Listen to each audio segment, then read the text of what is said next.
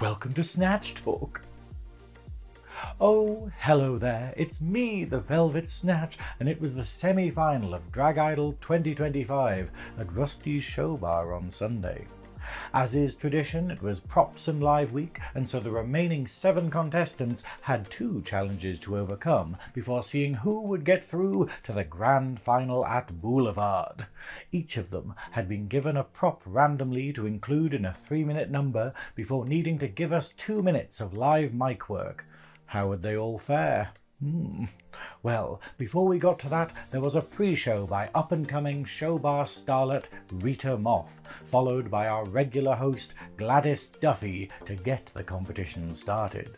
Now, as a bit of context to the night, a few hours before the show started, Newcastle United football team had just won the Carabao Cup against Liverpool, their first domestic trophy win in about 70 years, so the city centre was filled with revellers. This meant that interviews and photos took place in a different backstage area to normal, and the venue was even more packed and busy than usual. Also, this episode is a little top-heavy with a lot of interviews backstage before we get to the performances. If you're more fussed about seeing what our contestants did on the night, then feel free to skip ahead. Anyway, after Gladys had got the crowd revved up, it was time for our first judge to step out to the stage, Plastique, looking sensational in blue. What advice did she have for Live Week, though? I think with live, it's always very, very difficult to find that balance between being funny and just being flat out mean. And I think a lot of people see Live Week as a roast week, which isn't what we're asking of them technically. We are just asking them to have fun for however many minutes on the microphone. So don't come out here, if they're listening, don't come out here and just think you have to be a cunt for the sake of being a cunt. Because worked for you for enough years. Joking, JK. Yeah, but you don't want to end up being another B. Campbell, do you? That's all I'm saying. Oh God, we're only minutes in and it's already controversial. I agree with you. That's just me being a cunt for cunt's sake, by the way. But there's a difference between being a cunt and being a cunt for money, and you're getting paid. Next up was an unexpected but incredibly welcome special guest judge, Heather Phetish.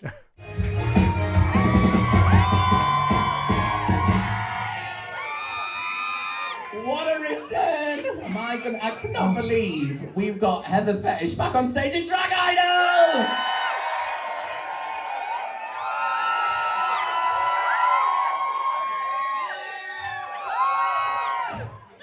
They fucking love it. They know their history, darling. They know their history. Now, this tea couldn't be colder if your nan had forgotten about it and left it on a windowsill for a week, but we'd last seen Heather in the competition back in 2014, where she was a fan favourite finalist. However, after an incredibly misjudged finale performance regarding Madeleine McCann of all people, she didn't take home the crown, and instead ascended into the ranks of Drag Idol infamy. She's a big star now, though, with a residency at the famous Sparkles Bar in Gran Canaria, and I was lucky enough to get to speak to her for the first time backstage to get a quick little interview. Hello there, it's me, the Velvet Snatch, and I'm here with our amazing guest judge. I never expected you to be a guest judge, and because it's so iconic, the amazing Heather Phetish, everyone. Hi, it's me, Heather fucking Phetish, where the fucking is optional and consensual. It's so weird to be back after so long. It is crazy, but I'm so glad that stars are finally aligned and I've made it. That's the thing, it's like, the effort, because that's the thing, it's one of those ones in my sort of like, my desire book of just being like, oh, I'd love to meet Heather Phetish, but she's in Gran Canaria, she's like living it up, she's doing all this stuff. Like, when are we going to get a chance to see her do Drag Idol again? And now you've met me. Yeah. Do I live up to the standards, or am I just a big disappointment? You really do. I mean, that's the thing. I mean, we have to talk, obviously, your time in the competition, like years ago, and possibly the most punk exit from the competition ever in the final, you know? Like, I would say my legacy is continued without me even trying year after year after year. So, yeah. Hey, that's it. You are cemented into the competition. I fucked up, but I fucked up in a good way, in the worst way. An iconic way. Iconic. But like, how has life been for you since the competition? Like, you know, obviously, you know, like you've done so much since then. It has been wild to think that I started Drag Idol amount of years ago, and since then I've worked in 7 different countries. I've been a showgirl literally around the world. So it literally went from helping my friend do drag as a backup queen to literally now I do what I absolutely love for a living. It is incredible. I'd say, like, living in Gran Canaria, what's that like? Because I always get the impression of just going, like, after the honeymoon period, you're just a bit like, oh, it's just, you know. It is claggy. I'm dripping like an egg sandwich on a hot bus 5 nights a week.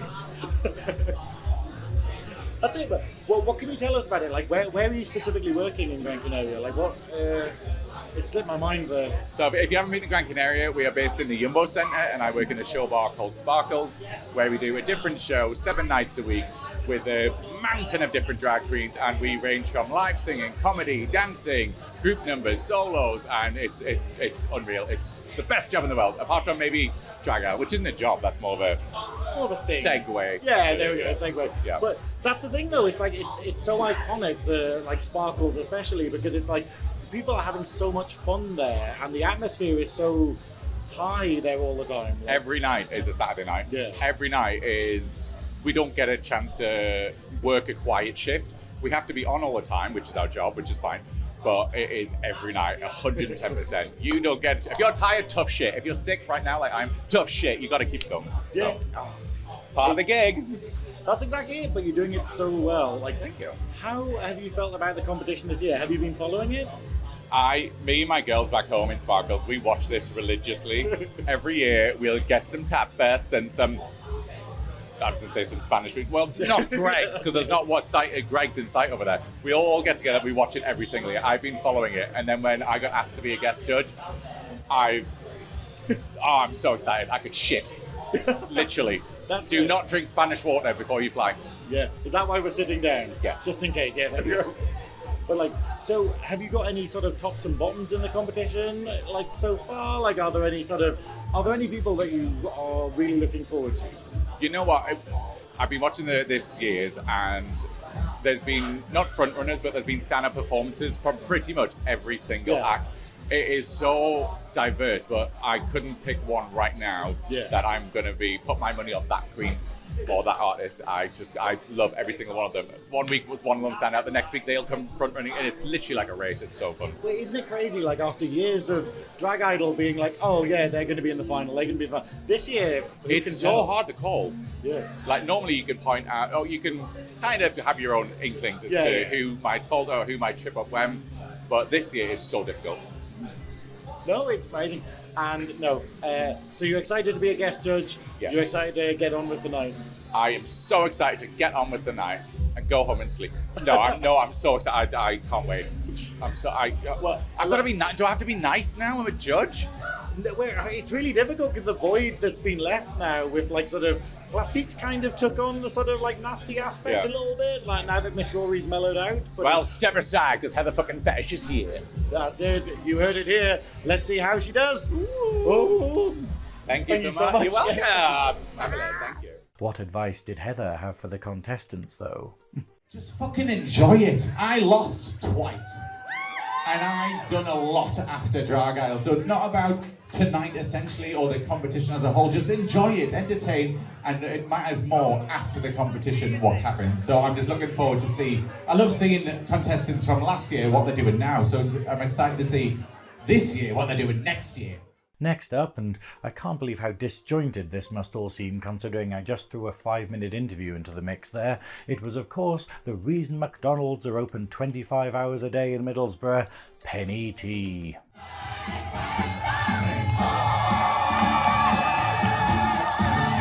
And she wanted to address some of the controversy surrounding last week's eliminations.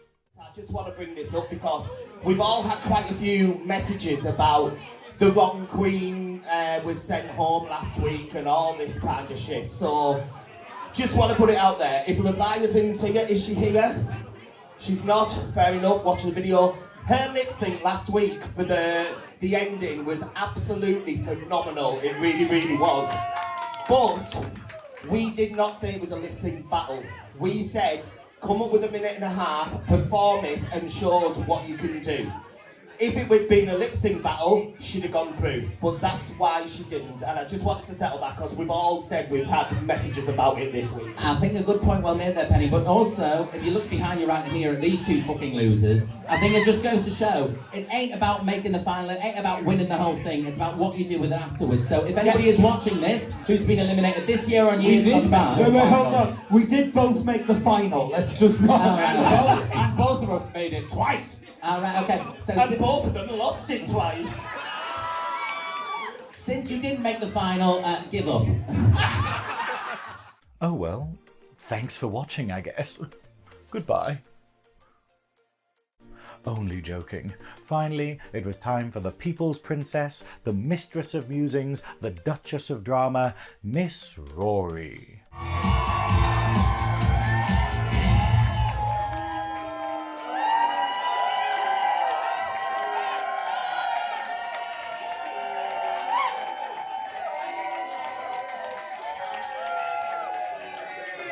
I love you all!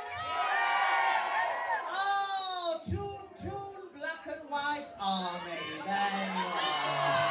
Oh, what a wonderful day for the city. First the football win, and now I'm here amongst you. And she was excited to see what the contestants would do with their props.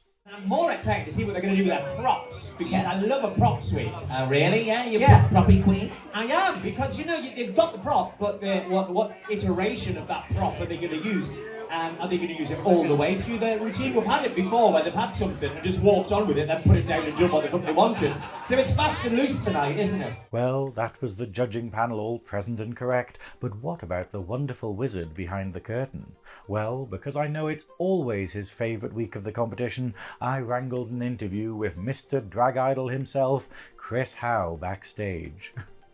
Hello, I'm here with the legendary Cris Howe, the man behind the scenes, the man who is Drag Idol. Oh, very, very nice words. Hey, it's true though. Like we keep saying this would not happen without you, without the hard work that you put in. Now, we are here for Props and Live Week, which is always your favourite. Yeah, semi-final last week. It's flown over this year. Yes. It's amazing how, last time we were in Rusty Showbar for this year. Yeah. And we obviously move over to Boulevard next week. But love Props Week. Yeah. It's my secret passion to go and find some weird and wonderful things that you wouldn't normally use. Yeah. And to see what the contestants come up with. Well, that's it. I mean, like, are you doing it while you're on that beach? Are you just going, what can I mess them up with this year? I don't know. It doesn't actually take me too long. I normally have a wander around our company and see what weird and wonderful things are hiding around the company. Yeah. Now, here's one thing though, because people have said it was the crutches, which have now been changed, but every year there's a booby prop where it's like, like we had Mia with a bicycle, we had like Cherry Bomb with a stepladder. What do you feel is the that'll this year? This year, it's I think. Well, a pint of Guinness maybe. It's a bit strange as a drag queen. Yeah, no, actually, no. The pint of Guinness, that might be the trip prize. Yeah. But hey, to be fair though, like it's chai tea, so if it was ever in more Could do anything. capable hands, Yes, yeah. And that's the fun thing about seeing what they do with something completely random. Yeah. But what's been your highlight of the competition so far? The thing is, the standard this year has been very, very good. I've enjoyed all of them. And to be honest, looking to next week, it's too close to call, I think. People are very good in different ways. Yeah, that's it. And Live Week really is going to show who's going to stand out, basically. Yeah. Well, it's like all of them would do really well at Boulevard. Yes. Like, you can't really even decide based upon like, they put on a good show for this kind of thing. It's the idea going, no, it's down to what they do this week. I think. Yeah. And with this week, with the live, we're going to try and get some personality out of our contestants because it's easy to lip sync Well, I say it's easy, but it's harder than you think. You're But- a master lip syncer. You just do it in private. But the lip syncing and the performance, it's one aspect. It's nice to see a bit of personality, and that's what I'm really looking forward this week to see who's, find out more about them, and see who, if anybody can just freeze on stage. Which has happened before. It has, to be fair. And who's going to be mechanical like I was in my year, where you just rehearsed a bit too much and you're like, oh, That's the thing. I always say to them, they've got 2 minutes, but don't rehearse that 2 minutes just so that you're trying to time it just right. Yeah. You need to have a bit of, flexibility, and it shows in the performance. Yeah, no. Thank you so much, particularly Cris Howe, and good luck tonight behind the scenes. Yeah, perfect. And finally, before we get on with the show, I was lucky enough to chat to the shining star of the judging panel and the queen of the Purple Palace, Miss Rory, about what she thought of the competition this year. Hello there, it's me, the Velvet Snatch, and I'm here with the queen of Drag Idol, maybe? The ruler of the roost, I think, Miss Rory. The humble servant of Drag Idol. I have come to be served, not to serve. No. Yes. I don't know. That's fair enough. Yeah, I'm here anyway. Now, I'm really pleased I've got to chat to you this year because, it's been very busy, hasn't it? Like, it's always been chaos behind the scenes, but, how have you been finding the competition this year?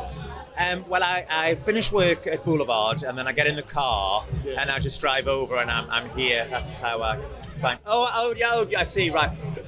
It's great, isn't it? Yeah. It's really good. It's gone over quick. Yeah. Really quick this year. I think it goes over quick every year, but this year especially, I can't believe we're in the semi-final now. Yeah. Do you think that's because the standard's so high? Like, because the quality of the show is so good that it kind of doesn't linger, maybe? Well, I wouldn't say that. No, it's entertaining. And I always say that's what I look for, sort of entertainment. Yeah. And I've been thoroughly entertained every week, and that makes the time go. It is a high caliber this year. It's crazy. I was saying on SnatchTalk last week, I wasn't kind of prepared for people to start going home, just to go oh no, we're losing people, that, and it was kind of scary and but I don't know where I'm going with that statement either. Well, it's that old trope, isn't it, that every year we say, the standard gets higher and higher, and every year the people that go home could well have been in the finale of a previous year. And it's very much the case this year. And you're looking at them last week and thinking, well, none of you actually deserved to go home. But it's the nature of the beast, isn't it? Yeah, no, that's exactly it. But we are here for Props and Live Week now. Now you are the queen of live. Your performance, your stand-up at Boulevard is one of the funniest things I've ever seen. To the point where I went with a friend to the Boulevard show, the Rapunzel, and they're like, oh, my friends are coming to Newcastle, we have to go to Boulevard, they have to see this, just to show off you as a comedy talent and Danny D in the show. What are your expectations for Props and Live Week? I don't like to expect too much before it starts. With the props, I like to see unusual things done with the props. The props just has to feature in the routine, dear watcher. It doesn't have to be the entire routine. So I like to see that little bit of ducking and diving with that. In live, you never know what to expect. But I think, again, the quality and caliber of the live gets better every year. Yeah. But then again, some people aren't, it's not their bag. They don't want to do live. They never ever want to do live. So it's an extra hurdle for some people. But I think for the majority of this evening's contestants, it's going to be a breeze to walk in the park. Is there anyone that you think will do really well in the live that you're expecting to be able to do it properly?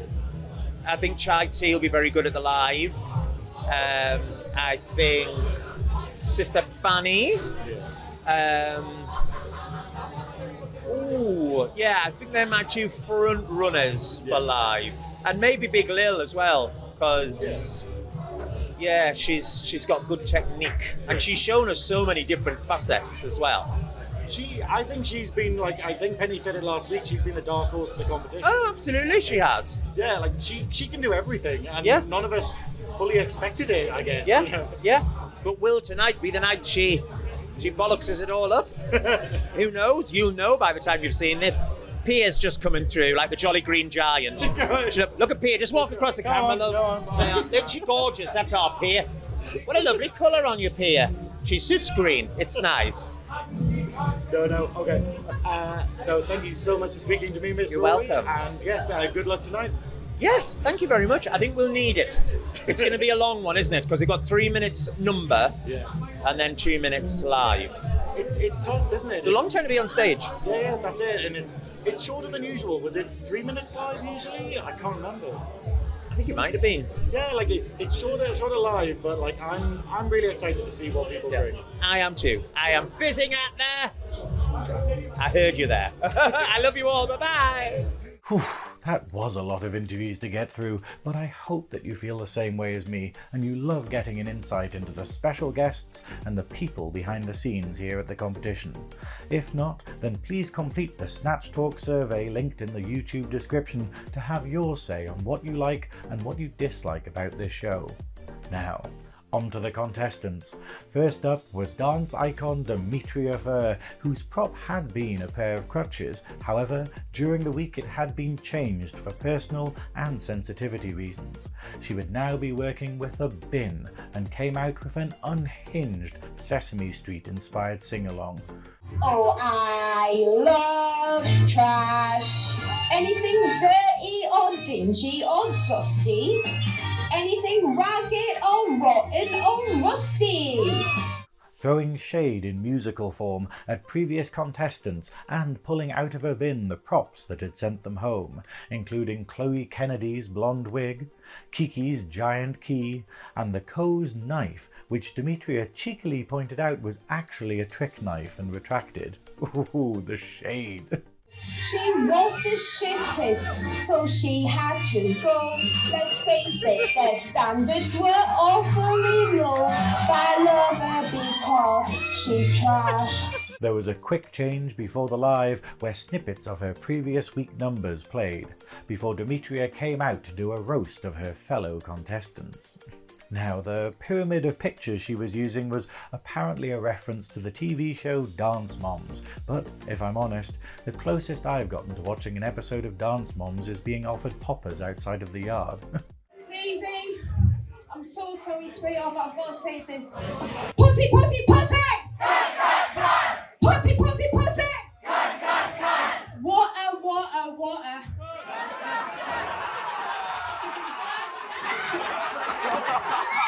There were jibes towards Zizi, Sister Fanny and Sxarlett, but Demetria sadly ran out of time before she could get to chai tea or herself. However, Gladys let her finish anyway. They say I've started, so I'll finish. Would you like to finish? Should we allow her to finish chai tea? Yeah, go on, girl. Chai tea! She is our diversity hire of 2025 Drag Idol. I'll be honest here, I don't think the jokes were particularly brilliant in the live, but something about Demetria's infectious delivery managed to sell them all anyway. Guest judge Heather Phetish called it fantastic, loving the use of the bin. Penny called the live brilliant, saying how proud she was and pointing out that Demetria could be the first member of the House of Phurr to make it to the final. While Rory said it was a privilege to be so close to her, to see the infectious joy that she radiates when performing. Plastique had this to say.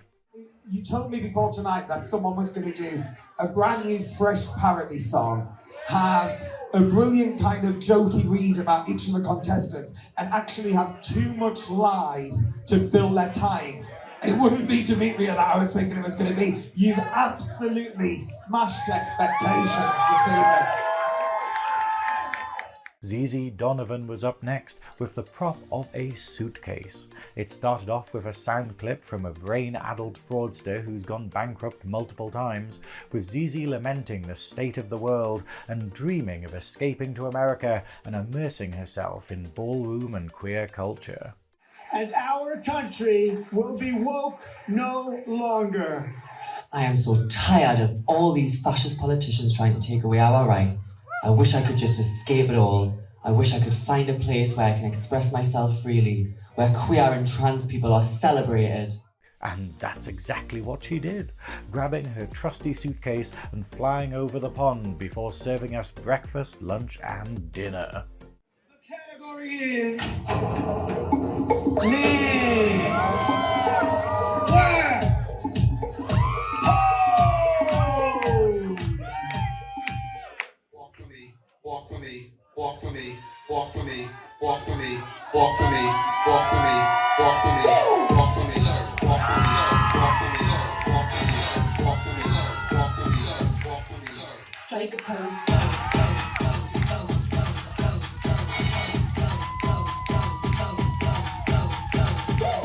It might not have been the deepest number narratively, but it was very glamorous and very Zizi. The best bit for me though was the live where Zizi used her time on the mic to educate us all on ballroom culture, giving a history of voguing and the various styles of it. In the ballroom scene, trans women are called femme queens. So there are 5 elements to Vogue Femme. There is catwalk, duck walk, spins and dips, not a death drop, it's called a dip, my darlings. There is floor performance and catwalk. Hand performance. I won't be able to demonstrate it tonight, darlings, because there's not enough time, but thank you for coming to my TED Talk. I don't think I've seen this done in Idol before, and I was fascinated hearing all about Zizi's passion. But what did the judges think? Heather liked the pre-recording and the TED Talk rather than Zizi just using the live mic to do a roast, whereas Penny felt the performance was more of a regression back to her week 1 and wanted more from the live. Rory confessed that it wasn't a week 5 number, saying Zizi looked beautiful, but that the live had felt like a mothers' union meeting. You know what I mean? A mothers' union emailed me through the week and asked me to go and give them a talk. Can you imagine? They're all sat there knitting. I did a WI once. Did you really? It was so much fun, honestly, I loved it. Oh God, the standards are so low. Can you imagine? How Penny managed to get 2 urinary infections at once was thankfully never explained. Finally, Plastique speculated that while she was amazing, maybe we'd seen everything that Zizi had to offer. Next up was Sister Fanny, and her prop was a whip. But what would she do with it? Well, before we find out, I got to chat to her backstage to see how the competition was going for our veiled Vestal. Oh, hello there. I'm here with the salacious Sister Fanny at Drag Idol. How are you doing, my dear sister? Oh, I'm wonderful, Velvet. I can't wait for Live Week. Have you been preparing?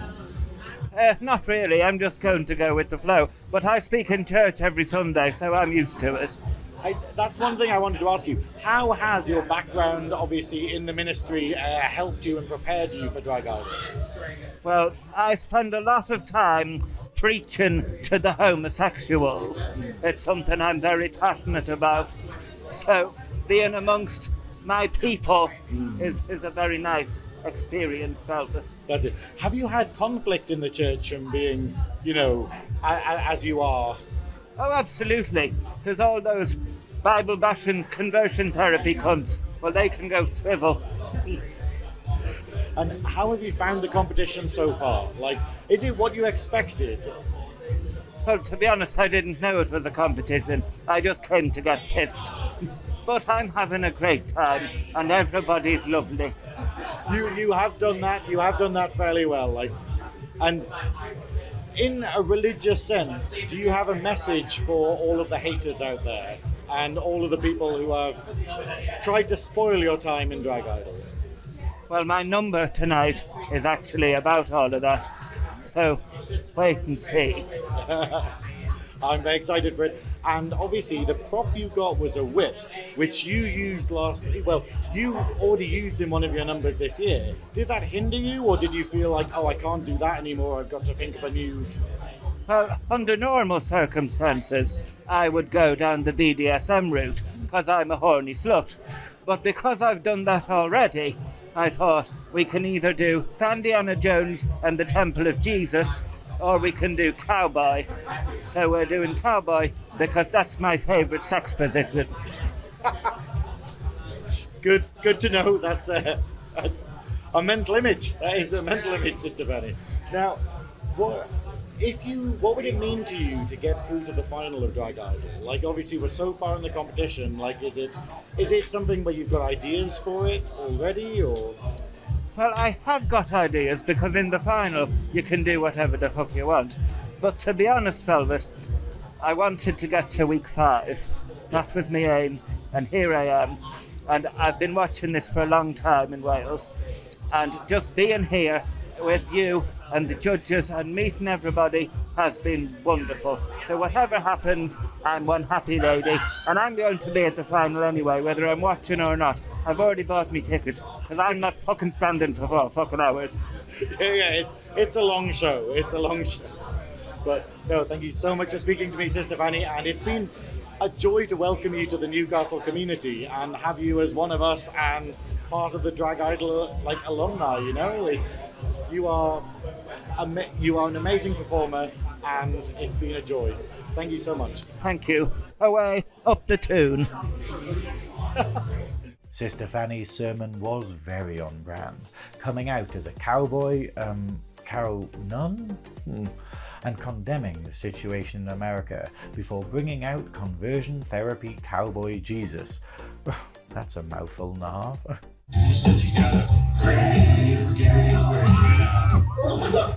Jesus, what are you talking about, you gobshite? Fuck off with that conversion therapy shit. You can't pay the gay away, and you should know better. Who says you can't disagree with your boss, eh? Preaching that you can't pray the gay away and going on to talk about what had happened to them the week before. Now everybody knows what happened to me last Saturday night. The far right are gaining strength and power everywhere. Well, I'm not fucking having it, and it's time for revenge. Who wants to see Sister Fanny beat up some homophobic cunts? Finally going on to give Donald Trump a lesson from the Book of Fanny. So that's what one looks like. I don't even know who this woman is. I have no idea who she is, where she came from. Shut up and bend over.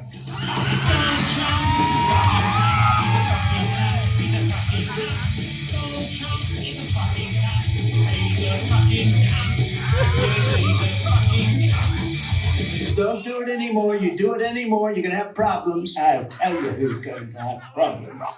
Elon Musk was up for punishment next, portrayed by last year's Miss Congeniality, the Delta Quadrant. Elon Donovan, you look like you need glue, mate. You probably rub Crypsticks all over your bum and wank with PVA. You sticky, grimy little boy. Elon Musk likes skis and glue, PVA and Tipex too.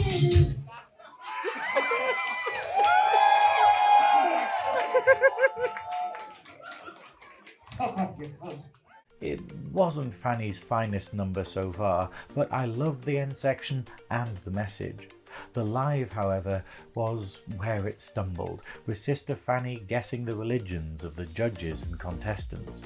The plan was to impartially insult every religion equally for the purposes of fairness. However, some jokes did go a bit too far, and she hadn't planned her time well enough to finish the whole thing. I will say though that the plastique jibe was an absolute zinger. Plastique, hello. Now everybody knows Plastique is a Satanist. But before that, she was a Jedi. That's not even a real religion. She just wanted attention.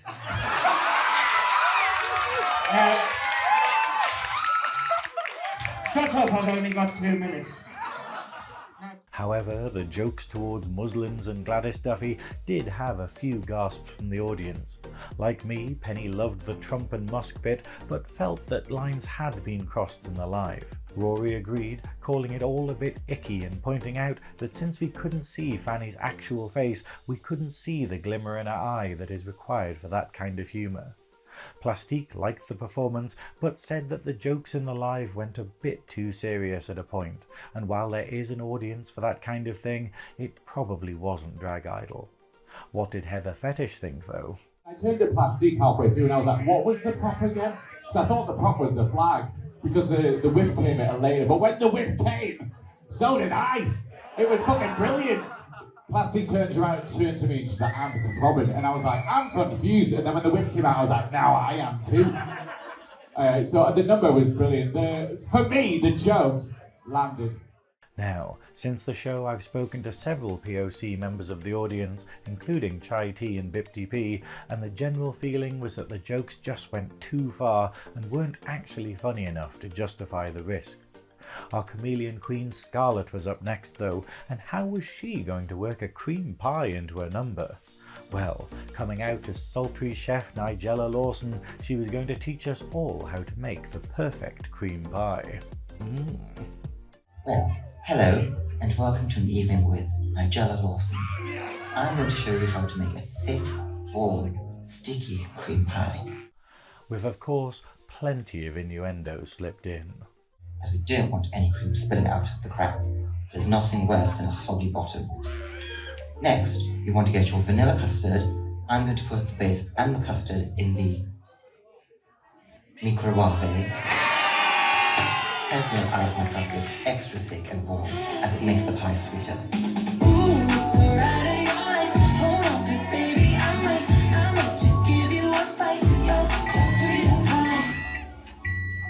Of course, the squirty cream was used to full effect in the number, with Sxarlett even giving Penny a mouthful.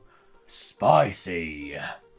Leaving the completed pie to sit there like Chekhov's gun, Sxarlett went into her live section, treating us all to a roast, with jokes aimed at the judges, including a brilliant one towards Gladys. Actually, speaking of dessert, I don't know what's had more cream pie sessions, my section the night or Gladys's trip to Grand Can.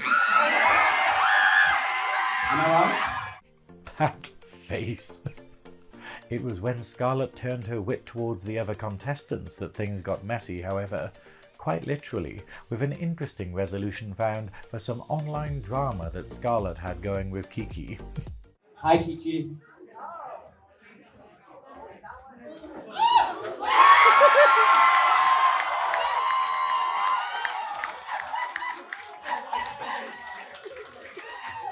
Well deserved. It was an incredible moment, and the fact that Sxarlett kept going afterwards was brilliant. I'll admit that the number didn't really hit the mark for me this week, as it was a little bit too dry and predictable, but the live was good and I liked how they brought their prop into it. Rory called it the perfect Sunday roast, saying that the pie in the face was pure poetry, pointing out that Sxarlett wasn't afraid to make herself look vulnerable and describing her as pure unbridled talent. As Cris slowly cleaned the stage though, it was time for story time from Plastique and Gladys. What is all there? I'm still giggling, and I'll tell you about the time that we went to the Toby Carvery after this, and you'll understand why. What is that? It was spot on. I think you need to tell us now. You brought it up, we need the story now. Does anyone want the story of the Toby Carvery? First off, please. First off, before that, what is a Toby Carvery? It's like the town wall for poor people. It's lovely, you'd really enjoy it. Like a food bank? Yes, it's like that. It's where people who can't cook go for their Sunday dinner.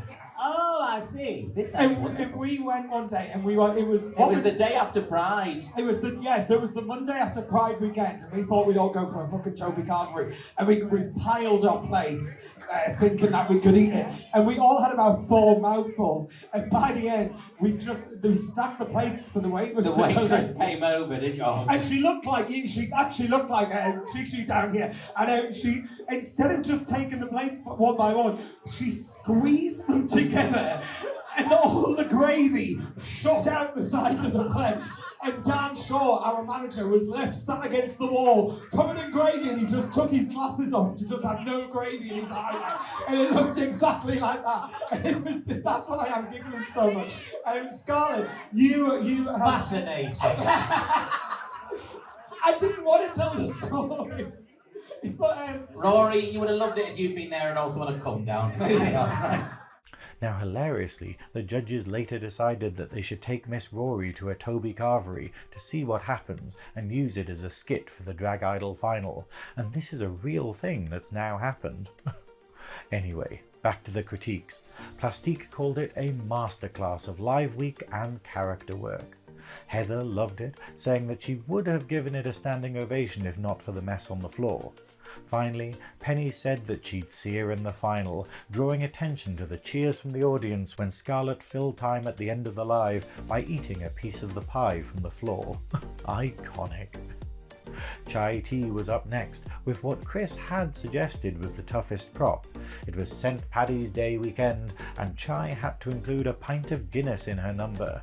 Would she just reference it in passing, or would she make the most ludicrously Irish number possible? You know it's last orders at the bar. Aye, we're just finishing our drinks. You've got enough cheek for a second hour's talking to me like that. Whatever I say goes. This is my old rusty tool. Well, we could have guessed it was going to be the latter, with Irish Chai coming out as the drunk descendant of tavern owner Ale from week 2, bragging to the bar about her childhood dance talents. They didn't call me Michelle Flatfoot for nothing. I'd go 50 feet in the air. My feet moved so fast you could never catch me.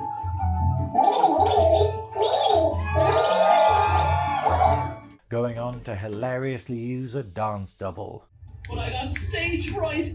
I couldn't look at the audience. This one's for you, Mommy. And then making a big joke out of it all by dancing with them before going into a crowd-pleasing lip-sync to Tell Me Ma. I came runner-up. 8th out of 9. I couldn't wait to go home and tell me ma. Tell me ma, when I go home, the guys won't leave, the girls are young, the good my hair is not like home, that's alright till I go home. The live was what we were all waiting for, however, with Chai taking the high road and adding some self-deprecating humour into the set. What I'm going to do is talk a bit about myself now. You know my name's Chai, but that wasn't always my name. Thank you. Where's my brother? My name used to be a variety of things. I'm going to talk you through one or two. Kate Moss. Thank you. We went through a couple of variations. Sharia law.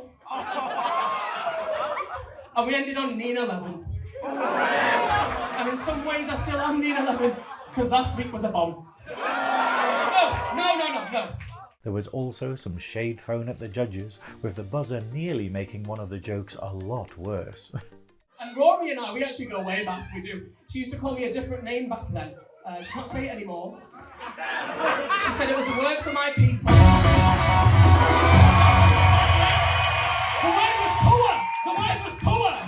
Don't worry! Rory called it brilliant, complimenting the dancing extra, and Plastique agreed, welcoming Chai back to the competition and mentioning that the dancing double reminded her of when Danny DeLonco had done a similar gag a few years back, and dragged through the generations.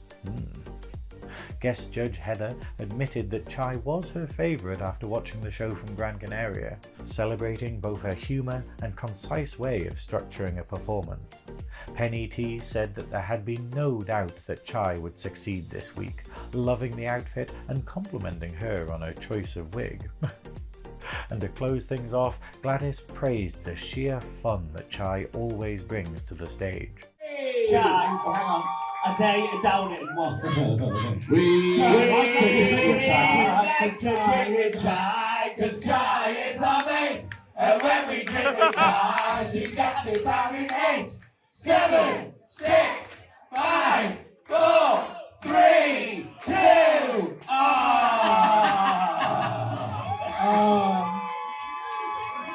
Well, it looked like you were going to make the final, but not now. Now, I'd seen our next contestant backstage and I had enjoyed the costume immensely, but it wasn't Boob Ross this week, it was Boob Moth. Guess who back in the house? Heels put black in a round. Fine, fresh, feminine style to 11. I'm divine, so heavenly, gentlemen, sweating it's down, cause the boy, no doubt. Using their prop of a lampshade to tell a fairly straightforward tale about a moth falling in love with a lamp. The songs used were all cleverly picked, and there were good little jokes like the lamp moving about to the Pixar ident.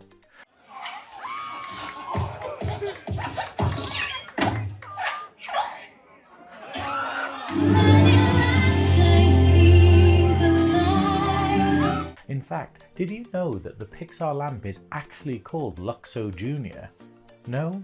Well, that was one of the questions that we had on our monthly Nerdy Up North quiz that I host through Sunderland at Geek Retreat. Nobody knew the answer then either. Why are you so obsessed with me? I'm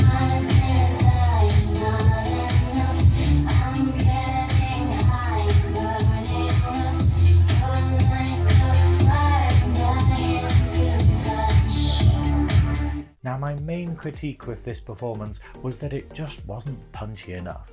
All the songs lasted a little bit too long, and it would have been better to do what Sambuca had done in her week 1 hearing aid number, with a lot of little snippets of related songs rather than the full choruses of a few.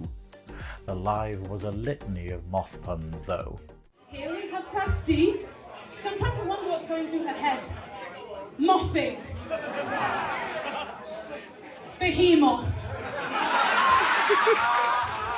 And a brilliantly dumb throwing shade gag. Anyway, I haven't got much time, so I guess I better throw some...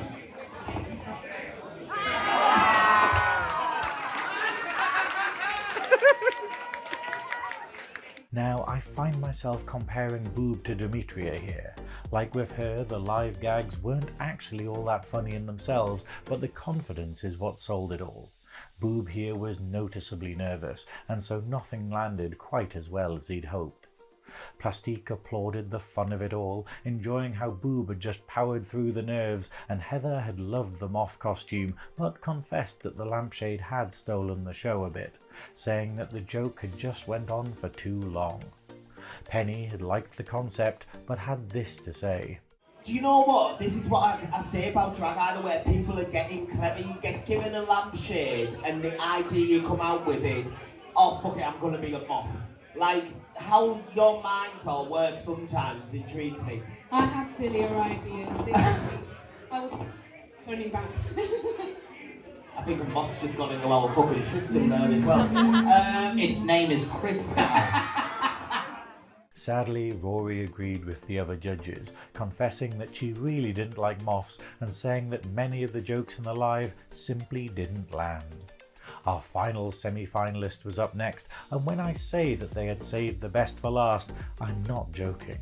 Lillian Larkin had dazzled us all last week with her production value and attention to detail, and this week she had turned it up to 11, working her prop of Special K cereal into an incredible Mrs. Doubtfire number.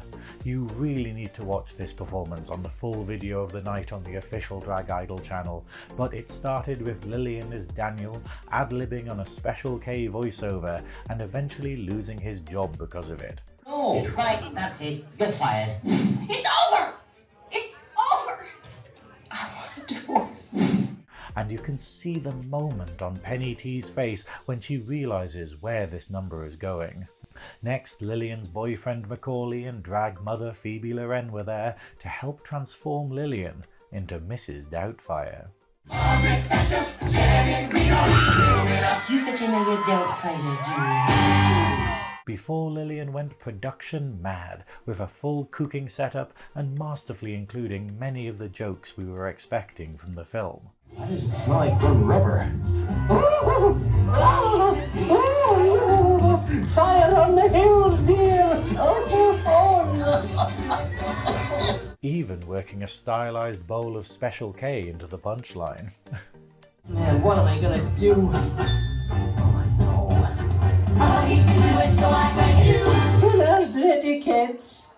The live was expertly done also, staying in character as Mrs. Doubtfire and throwing some gentle shade at the judges. Then we'll have Plastique showing you how you can feel sexy and free with a little something called Mozambique. No.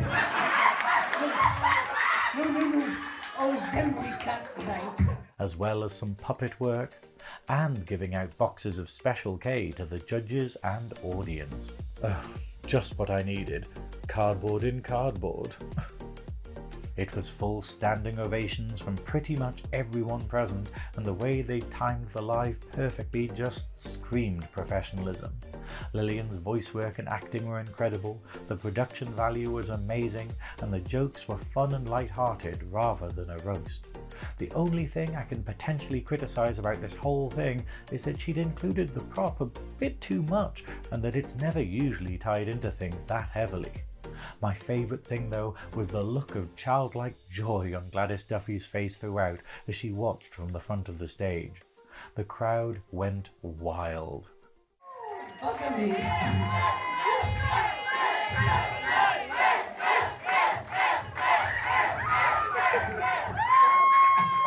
Not the voguing from Mrs. Can we please have Mrs. Doubtfire say pussy, pussy, pussy?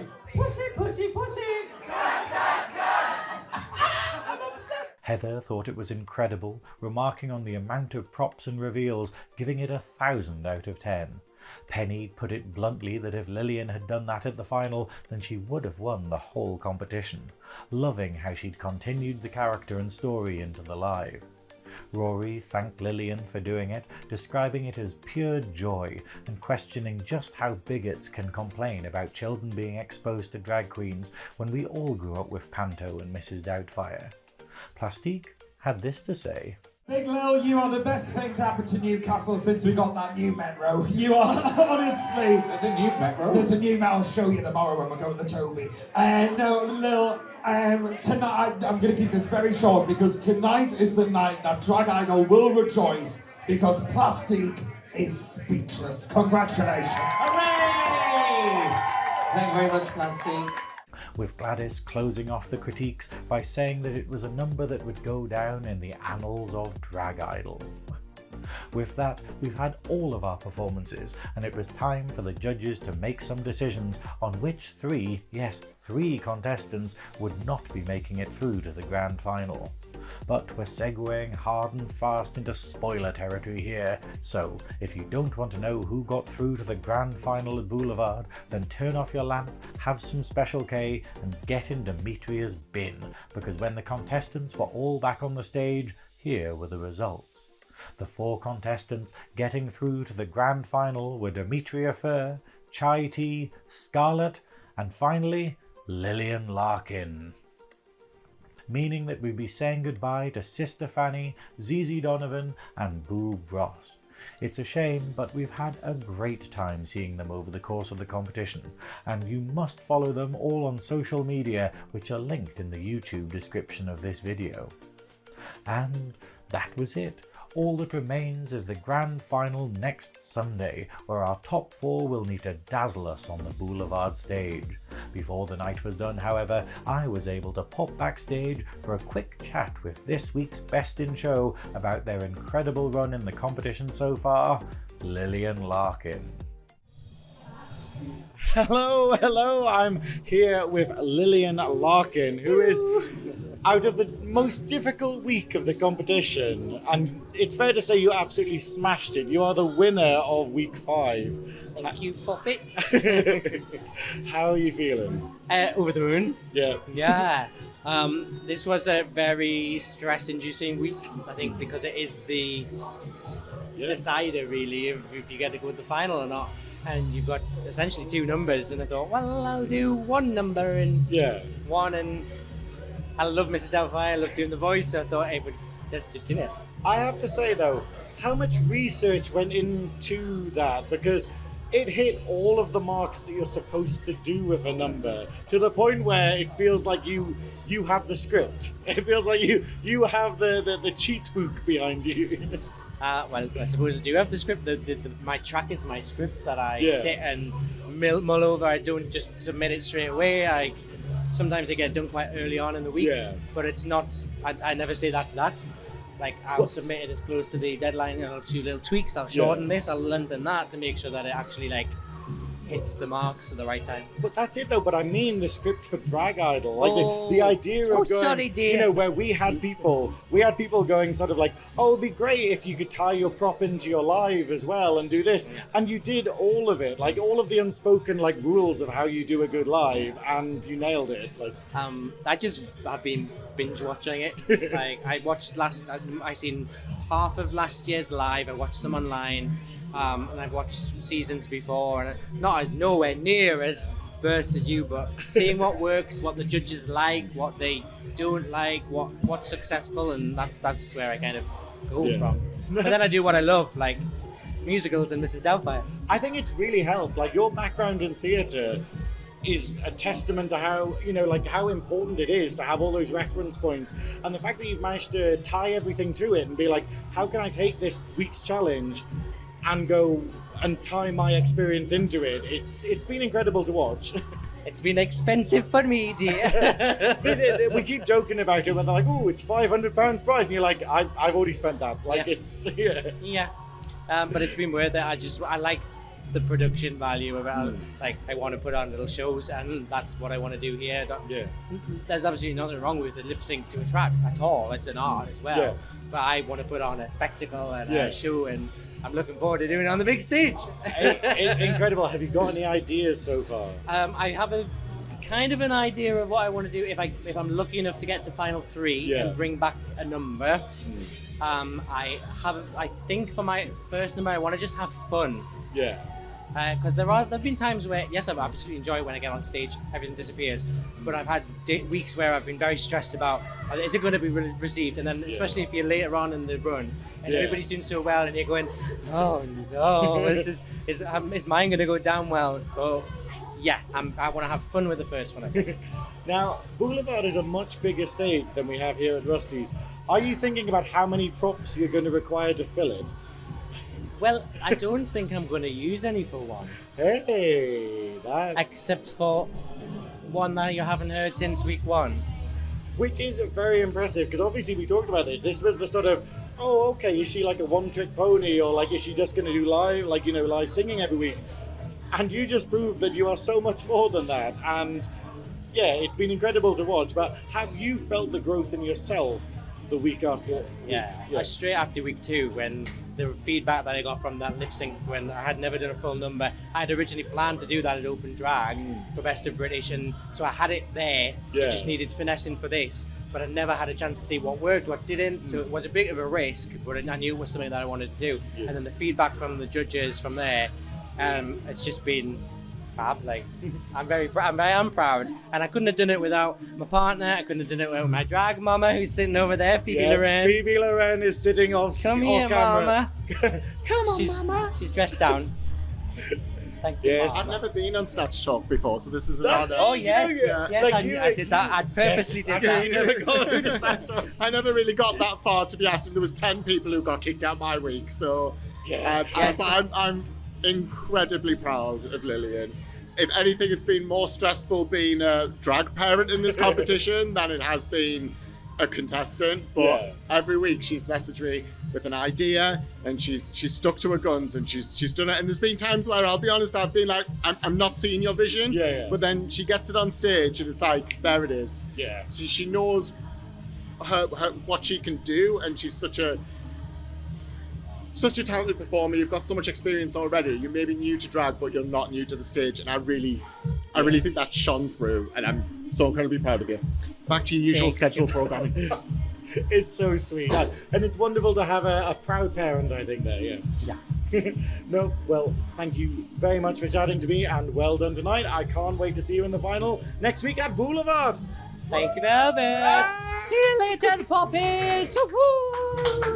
Incredible. And that's your lot.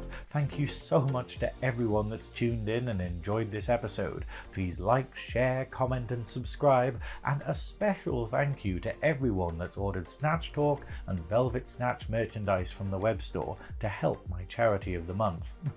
See you all at the final. Goodbye.